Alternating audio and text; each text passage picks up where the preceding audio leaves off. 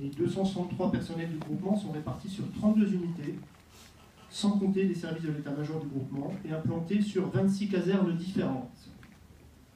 Présents 24 heures sur 24, dans tous les territoires, les militaires assurent les interventions et les missions de sécurité et de proximité au profit de nos concitoyens. J'ai pu constater depuis le mois d'août qu'ils réalisaient un excellent travail et je voulais ici, devant vous tous, leur renouveler toute ma confiance. J'ai une pensée particulière pour ceux qui sont blessés ou malades et qui ne peuvent être parmi nous. J'y associe également les nombreux militaires de service qui assurent en ce moment la permanence et l'intervention en tout point du département. Mais la famille gendarmerie ne se borne pas au personnel d'active. Elle comprend également la centaine de réservistes qui contribuent tout au long de l'année, et notamment en période estivale, à renforcer de belle manière les unités opérationnelles. J'ai déjà eu l'occasion de leur dire, leur contribution à notre mission de sécurité et de proximité est essentielle.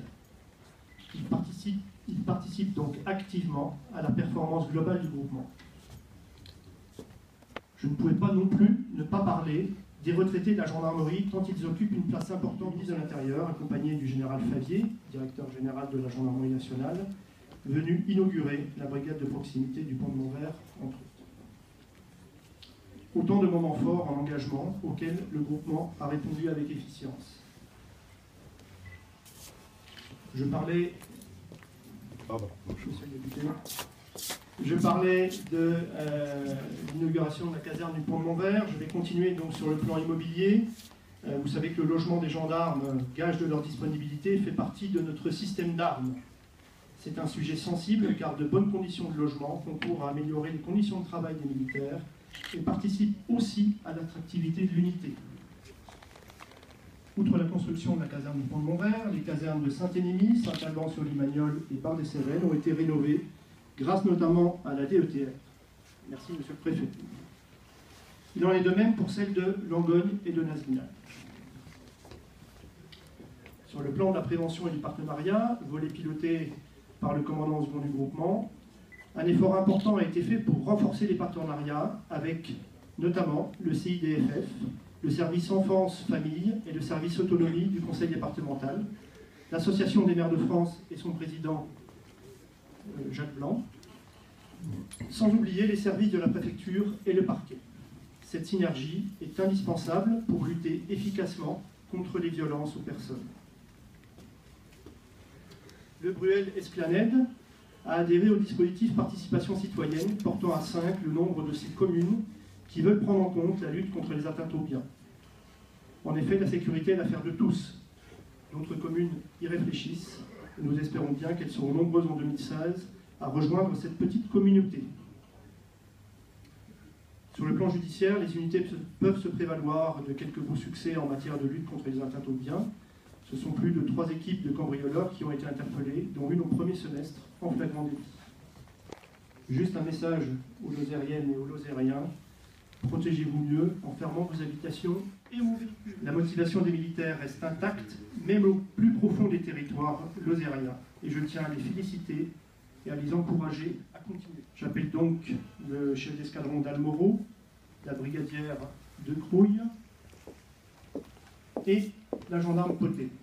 14 à mars 2015, a contribué activement et efficacement à la mise en œuvre de la rationalisation des lieux de visite médicale périodique, mesure 536 de la feuille de route du directeur général.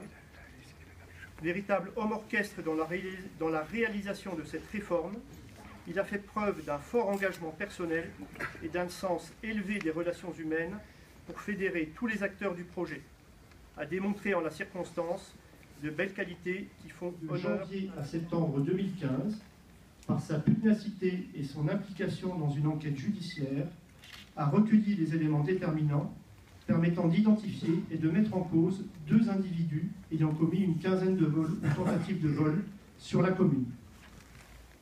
A fait preuve en la circonstance de belles qualités professionnelles qui font honneur à la gendarmerie.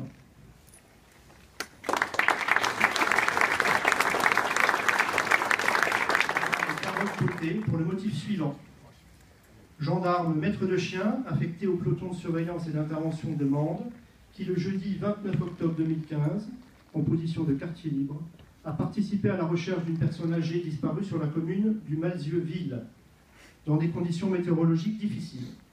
Particulièrement disponible pour ses missions spécifiques, sa détermination et sa maîtrise de la cynotechnie ont permis à son chien Inis, qu'il ne faut pas oublier, de retrouver la personne disparue saine et sauve dans des délais restreints. A fait preuve en la circonstance de disponibilité et de belle qualité professionnelle qui font honneur à l'occasion de m'exprimer en ce jour de Sainte-Geneviève, ce jour qui est un jour symbolique pour vous puisque vous fêtez la patronne de la gendarmerie, et de me donner l'occasion, je vous le dis tout de suite, de vous faire part de la satisfaction du ministère public pour le travail qui a été accompli au cours des derniers mois. Alors, qu'on ne se méprenne pas, c'est aujourd'hui le jour de la gentillesse. Mais ce n'est pas pour cela que je vous fais part d'une satisfaction qui ne serait pas le reflet de ce que je pense vraiment. Pour ceux qui ont l'habitude de travailler avec moi, vous savez que je n'ai pas l'habitude de dissimuler ce que je pense, et je fais part donc de mon sentiment de manière très claire. Et ce sentiment, en ce qui concerne le travail qui a été fait, c'est, je vous l'ai dit, un profond sentiment de satisfaction en ce qui concerne d'abord l'engagement au quotidien des personnels, des hommes et des femmes qui composent le groupement de gendarmerie de la Lozère,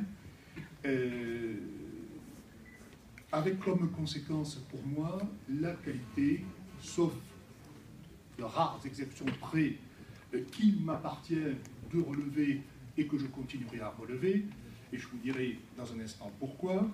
Donc, à de rares exceptions près, les procédures qui sont faites sont de qualité, elles sont donc le reflet du sérieux et de l'engagement des personnels. Et de la Convention, c'est ce rapport de confiance qui est indispensable. Monsieur le procureur nous disait qu'on était privilégié dans ce département, on souhaite le rester, monsieur le procureur. Parce que nous, on est un peu quand même traumatisés par cette petite délinquance.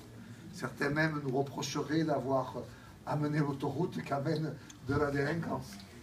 Mais donc, si vous voulez, on est plus sensible que d'autres au besoin du maintien de cette sécurité. Il n'y a pas d'avenir pour l'espace rural si on perdait cette chance quand même, il faut bien la reconnaître.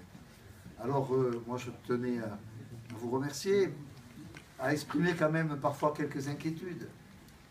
C'est le propre des élus, monsieur le préfet, n'est-ce pas, que d'exprimer quand ils sont... C'est pas obligatoire. Ah, c'est pas obligatoire, mais c'est dans leur vocation naturelle. Parce qu'on a vécu des réorganisations. Bon, on a 2 compagnies, n'est-ce pas? Bon, on avait 3 à un moment donné. Celle de Marvejols a disparu, mais bon, ça se passe pas mal quand même, il faut bien le dire. Bon, il y a des gendarmeries qui se regroupent. Parfois, on trouve que ça se regroupe un peu trop. Et nous souhaitons, en tous les cas, le maintien maximum. Alors, je l'ai connu comme avocat. Je faisais les gardes pénales. C'était d'ailleurs un moment assez sympathique, entre 20h et 6h du matin. On voit ce qui se passe la nuit. Je ne développe pas davantage. Et il y a des relations qui se créent entre un avocat et des enquêteurs. Et puis, depuis que je suis député, la relation d'excellence que l'on peut avoir avec la gendarmerie. Hier, j'avais quelques minutes à moi et j'ai été rendre visite à l'équipe de Saint-Chély. Et c'est toujours, c'est ça que je voudrais dire, avec vous, les militaires de la gendarmerie, c'est le respect de l'institution que je peux représenter, l'Assemblée nationale. Moi-même, je suis à la commission des lois et donc je m'occupe du budget ministère intérieur. Donc je connais bien les problématiques de la gendarmerie et de la police. Mais ce que je trouve, c'est à chaque fois, en contact avec un gendarme, c'est ce respect qu'il y a entre un parlementaire et vous qui êtes des militaires.